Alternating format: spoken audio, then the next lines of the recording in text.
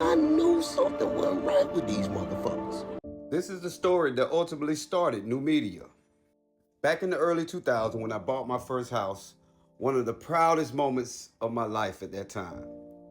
And Irvin Griffin, he lived next door.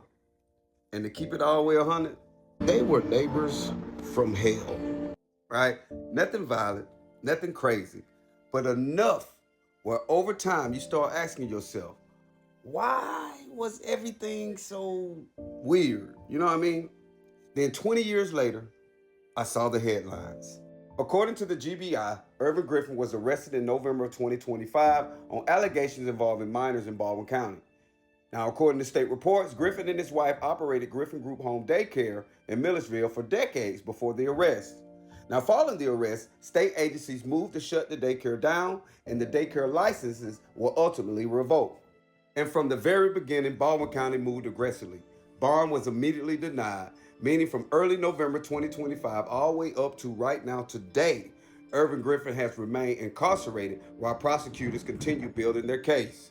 Then in January 2026, the Baldwin County Grand Jury returned a 2-count indictment involving allegations spanning multiple years. And for many people, that would have been the end of the story. But not here.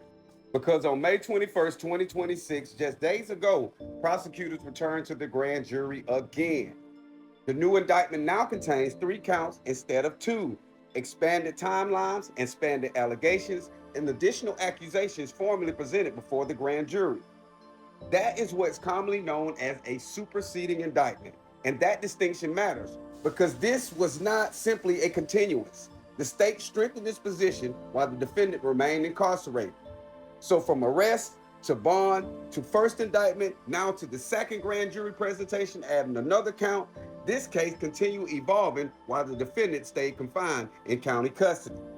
Now let me be very clear. These are just allegations. Court is where guilt or innocence gets decided. But procedurally, this case gives the public a real-time look at how investigations can continue growing even after arrest and even after the original indictment.